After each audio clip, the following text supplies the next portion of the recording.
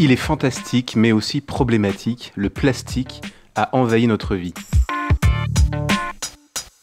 Depuis toujours, les humains ont voulu développer des nouvelles matières qu'on ne trouve pas dans la nature. Par exemple, un matériau qui serait malléable, souple et façonnable dans toutes les formes souhaitées.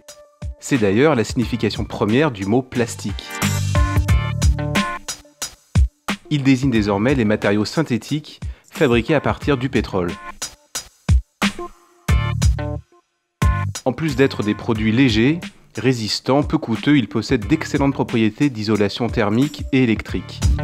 Tout a commencé dans l'Égypte antique qui produisait de la colle à partir de caséine de lait. La machine infernale était lancée.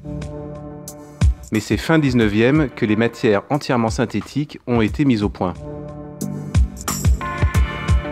Matière prodige, le plastique va marquer le XXe siècle. Découverte en 1907, la bakélite est le premier plastique fabriqué en série. Elle connaîtra un énorme succès des années 20 à 40. Les inventions s'enchaînent et le plastique devient le symbole de la modernité. Dans les années 50, les usages se multiplient. Les produits iconiques de la période mid-century sont produits en plastique. Plus de 40 ans après sa découverte, le plexiglas Altuglas devient la matière emblématique du design des 60s aux 70s. C'est la plastic mania. La peinture acrylique, qui est aussi une forme de plastique, marque le pop art. Et en 69, le plastique va même sur la Lune sous forme textile avec le drapeau en nylon de Neil Armstrong. Les années 80-90 voient arriver de nouvelles utilisations et esthétiques comme la montre Swatch et la voiture Smart. Elles sont principalement fabriquées à partir de la matière prodige. Le plastique, c'est fantastique. Ensuite, c'est la course à la performance. Le Kevlar, inventé dans les années 90, est un polymère extrêmement résistant au choc et au feu. Mais après cette euphorie, on découvre le revers de la médaille. Le plastique est toxique et pollue, notamment les océans. Très résistant, il se dégrade difficilement. Nocif pour les écosystèmes, il l'est aussi pour nous-mêmes. Les microplastiques invisibles à l'œil nu se retrouvent dans la chaîne alimentaire, du poisson jusqu'à l'humain.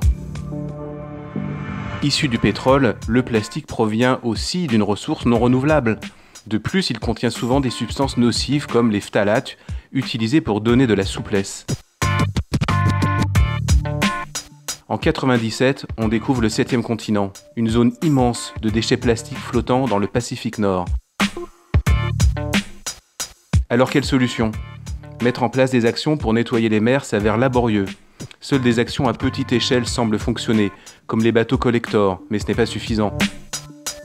Il faudrait donc produire et consommer le plastique autrement. The New Plastics Economy Global, qui regroupe 250 industriels, s'engage à réduire les déchets et la pollution d'ici 2025.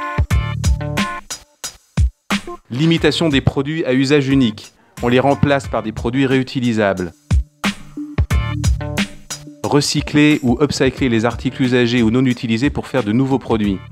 On peut recycler les restes de production, mais aussi les déchets collectés. Mais il faut aussi biosourcer, car on peut aujourd'hui remplacer le pétrole par d'autres matériaux.